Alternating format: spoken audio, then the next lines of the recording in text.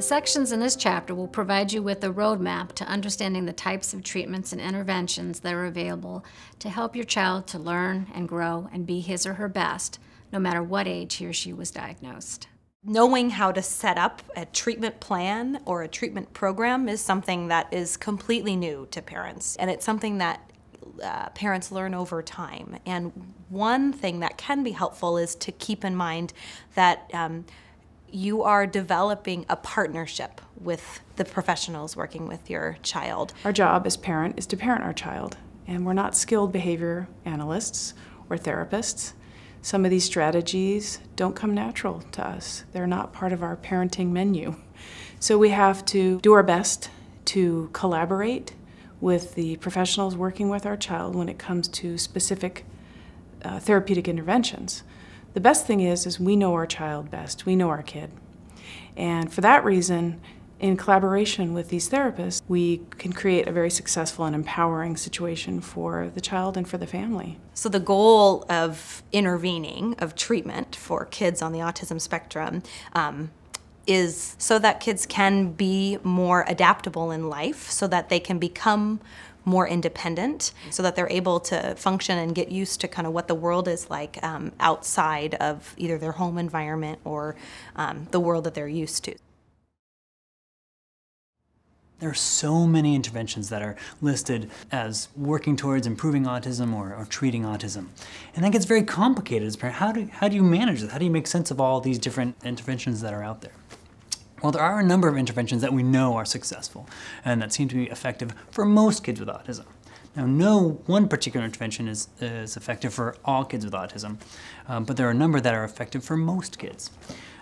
The most empirically supported treatment that's out there is treatment based on applied behavioral analysis, or ABA-based treatments. And there's a number of different ABA-based treatments that are out there. They have different names, but they're addressing the symptoms and the behaviors of autism using behaviorally based principles. There are also other types of therapies and treatments that are often helpful for children with autism, including speech and language therapy, occupational therapy, physical therapy, sometimes social skills groups, and a variety of other therapies and treatments. And there's a host of other treatments that are out there. With these other treatments for whom we don't know what the empirical support is, they just haven't been evaluated enough, we want to try them cautiously. We want to first make sure that any intervention is sensible. Does it make sense? Does it sound like it could be helpful for your child? We want to make sure it's safe. If there's evidence that it could be harmful, we're going to steer clear of that one. We want to make sure it's not using up all our resources. We have finite resources, we want to use those appropriately, and we want to err on the side of investing in treatments that we know are going to be most effective. And really we want to use treatments that we can do easily within the context of our family. If we're engaging in a treatment that's just causing all sorts of stress for everyone else in the family, we really want to steer clear of those sorts of interventions that are causing greater distress for the family than actual benefit. When wanting to bring out the best in your child and make them more able, we want to try and stick with treatments that have a better track record and are not such a big drain on our pocketbook. For the most part, by definition, autism is a diagnosis that requires a fair amount of intensity. And certainly there are exceptions to that, but I would say more often than not, we're aiming for something that is fairly intense. And the definition of that is usually some amount of therapeutic services or kind of therapeutic or constructive learning opportunities every day. The other thing that's really important besides the intensity is the kind of the comprehensiveness and the coordination. Usually at the core of that will be the parent, you know, the person who's really kind of pulling all those things together. And I think it's important for the parents to have some trusted providers that they can be working with in doing that. So when we're thinking about the components of intervention, I think of that as being a picture that involves multiple different services. And usually those services occur in pretty different domains. For example, we have school district services. And the majority of kids with autism are going to be receiving special education through their public school district, and they'll have certain services that are written into that program. They might have speech therapy, or they might have occupational therapy or behavior therapy. Another component that's very common that more kids than not are going to have who have a diagnosis of autism would be speech therapy.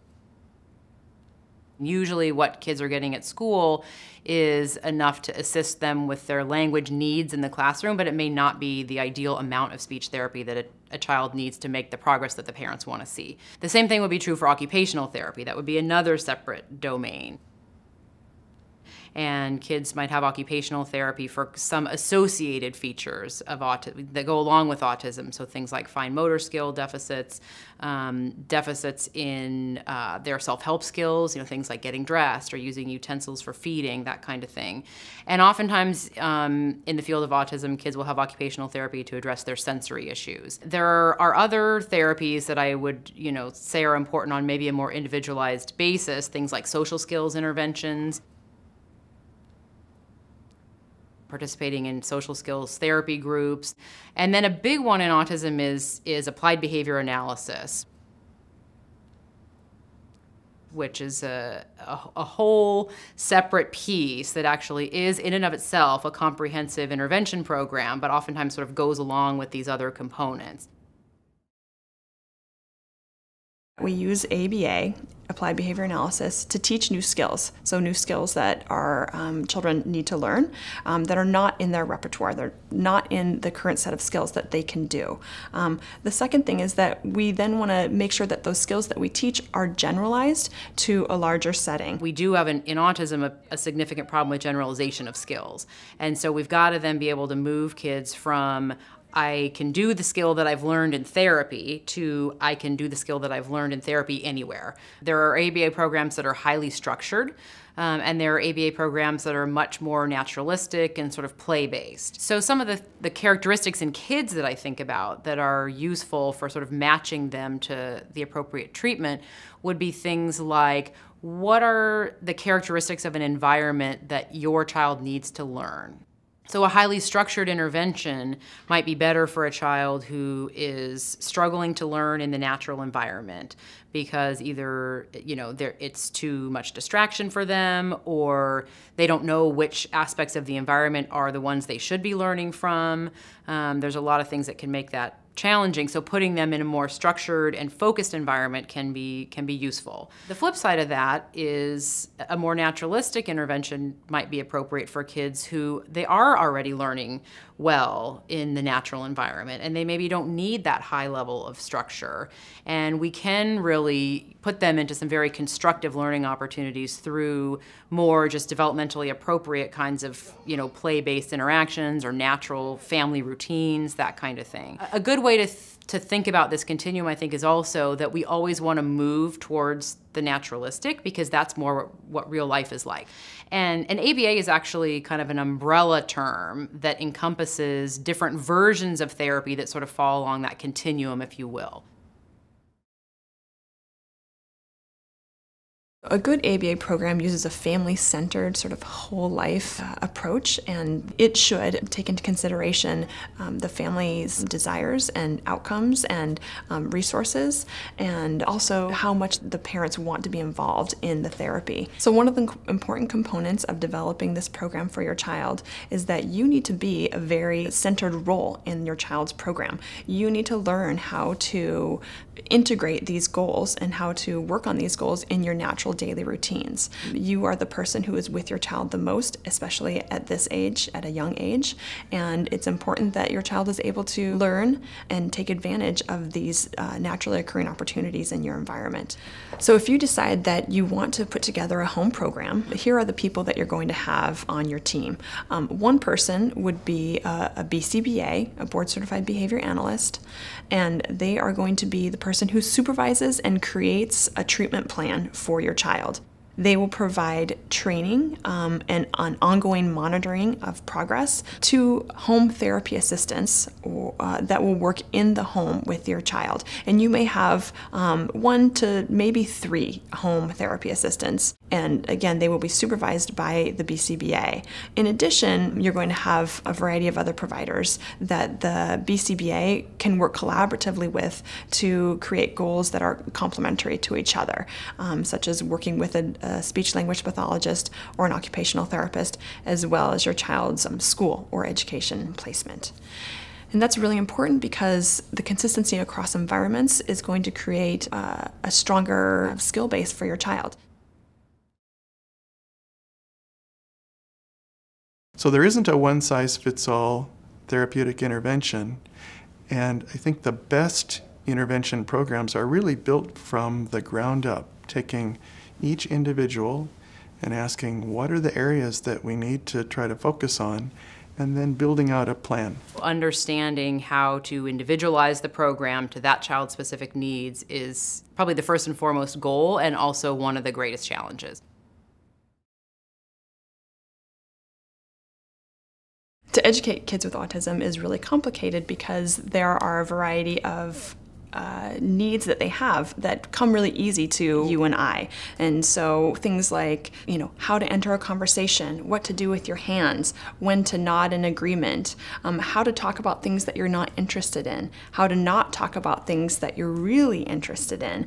And all of these social skills are usually learned at a very early age in a very natural way for typically developing children. And for children with autism, that may not be something that they are able to learn in a natural environment. And so piecing apart how exactly to teach these skills and make it look natural is potentially a very challenging component of this whole process. Children with autism frequently don't have the same level of motivation or value in praise or just hearing a good job or a smile from a parent or a teacher. And so we have to augment or support that motivation by adding a little bit extra. So we really have to think about what does this child love? What are they willing to work for to get this particular outcome? And unlike typically developing children, it is a little bit more than I'm proud of you and that makes me really happy, or even just sharing that social moment together. We have to find a way to motivate them socially. Find a way to make it fun. So we enter their world using toys or objects or activities that they already find enjoyable. And then we bring ourselves into that world, parents or professionals working with them, to pair yourself with the fun activity so that it's the back and forth that's fun. It's you, but it's also because you're doing something fun with them. People with autism tend to be comparatively better visual learners or have a stronger visual capability. And so we frequently will support their environments with a lot of visual supports or visual cues, such as a daily schedule, and this will help create predictability in their life, but it will also help in understanding and increasing their independence, their ability to independently navigate through their community or their home or their school. Visual schedules aren't the only visual that we use. We use concepts such as a first-then board, where you have first you're going to do this thing and then you're going to do this thing, and frequently the first category is something that's more difficult, and the then is kind of a reward or a special activity that they enjoy, and that helps them sort of break down the expectation. Again, clarify what's expected of them in that environment or what's expected of their behavior, and help motivate them. We also need to focus on teaching children opportunities to cope with things that they don't enjoy, such as, I don't get to play with the train all day long, or I don't get to play with the train in this way, or I don't get it right now because my friend has it. So teaching them also flexibility around those events that they maybe don't like. Some of the most common hurdles that intervention providers face and that people face when they are trying to make those individualized programs would be things like challenging behaviors. The difficult part is knowing why that behavior is occurring, because children with autism aren't very good at letting us know exactly what it is that's going on with them that's causing them to act in a certain way. So for example, temper tantrums with young kids can be pretty common. Sometimes that may be because they're overwhelmed by sensory experiences. It could be that they don't understand what's being asked of them. Kids with autism also really like routine and structure, and they oftentimes have difficulty adapting to changes in their environment or transitions. Those are things that really get in the way of learning. And when we don't have good methodology to reduce those challenges or those problems, sometimes that becomes the sole focus of everything. So I would say that is a big domain that, if it exists, has to really get addressed in order for kids to be able to benefit from interventions in other ways, such as learning communication, improving socialization, play skills, and so on. In those challenging behaviors and challenging times, it's going to be important for you to really think about what's happening right before the challenging behavior and what happens right after that challenging behavior.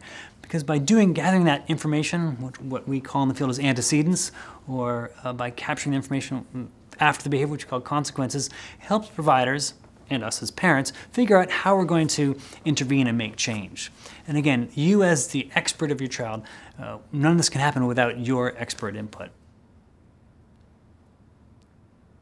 You know, it's very easy in the context of getting a diagnosis of a disorder to focus on all of the problems. And as we think about our interventions, it's no less important to consider all of the strengths that an individual might have. We always try to encourage parents to see the whole picture, to take a step back and see, what is my child really good at, what comes naturally for them, and encourage people working with them and their parents to take advantage of those strengths and really play to those strengths. And that is going to be different across children. And it's very important that we not lose sight of those strengths and interests when we're thinking about what to do to help promote someone's development.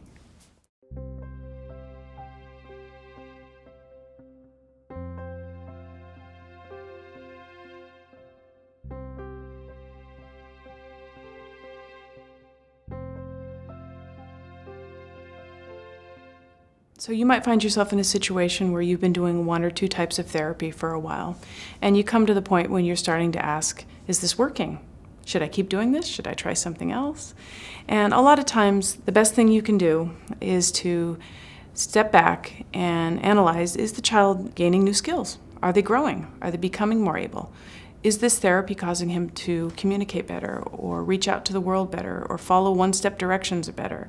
And are they able to do that with mom, dad, grandpa, sibling, and not just in school, but maybe some of these new skills, if they're translating into home or the community, then we know that therapy is probably making some nice progress. If it's stagnant and we're not seeing a lot of progress, then it might be time to throw things up in the air and reassess what's going on and consider a new approach. Each person in the family plays a role with your child with autism. My son, my daughter's next up brother, was her best ABA teacher. He did many drills with her, and he was able to engage her better than some of her therapists and her parents. So it's good to help the siblings in the family to better understand autism by involving them and letting them know that they play a big part in helping their brother or sister. This I can say for my child. She takes a long time to learn, but she does. So you need to be persistent, and you need to trust your child, and don't give up on your child, because they learn. It takes time. Yes, it does. Freddie is now showing that, you know, he's starting to typically play with toys and show an interest in riding his scooter and, you know, borderline typical things, even though he's definitely still on the spectrum. Mac, I used to just think, we are never going to get anywhere with him. It's going to be always such a struggle. And then I remember taking him in about 2 months ago, and he ran over to a seat, he sat down, he took his shoes off, and then he put them in the cubbyhole. And I just looked at the therapist and I said, how long has he been doing that for? And she said, oh, not that long, but we've been persevering every day for a year. And that's big for Mac. You know, said thank you instead of signing thank you, or, you know, showing another way of thank you. If they just said thank you for that time, we celebrate that. Basically, at the start of the year last year, I thought my son was probably going to be doing kindergarten twice because he's on the young end of the spectrum for age in kindergarten. Through all the help we got and everything, he was able to move on to first grade without any real issues. I have a hard time, since my son's only 5 right now, seeing what's the toddler and what's the autism, and where do these overlap, or what is just being a boy and the autism. I do have a tough time with that sometimes, but within the window of just a couple of months, so many things change. Angel, who's my oldest one, started receiving services even before we received a diagnosis, which was very helpful. The first thing I did when Darren was diagnosed was get him into speech therapy. He did speech therapy twice a week. Then he started occupational therapy once a week. And that was just a start. And looking back at that, I think any little thing did help him. Some of the things he has developed so well. And it was a journey that was, you could see him, the difference last year and this year. And some of them, we're still struggling on it. So every family has their own financial abilities and challenges. And along the path of the diagnosis, there'll be therapies or recommendations or things you want to do or things you're told to do for your child to bring out the best in him or her. Many times, these therapies are not affordable, they're not covered by insurance, they're not available, there's long wait lists, maybe you don't live in the right area where these resources are. It can be really challenging, really frustrating, and heartbreaking when you know your child needs something or you want to do it for him or her and you can't. In that case, it's complex. You look at the resources that you have, you look at the services that are offered to you, you look at the things you can control and the things that are available for you, and you focus on those. We're on a waiting list right now for in-home care. We still go to speech, we still go to occupational therapy, we still go to school, we still work on our stuff at home. Sometimes you feel it's overwhelming and maybe it's not worth it, but it is worth. It is making a difference with your child. It is a very hopeful place to be when you do see those small changes. 2 years we came a long way. I don't think there's anything my son can't achieve with the proper amount of help. Things change and we change. So even if there are still challenges, I'm better able to handle those challenges. And my child has learned skills to cope and to handle those challenges better. And even though you can't predict what all of those challenges might be, having those skills, having those tools in your toolbox will help you for whatever challenges you have in the future.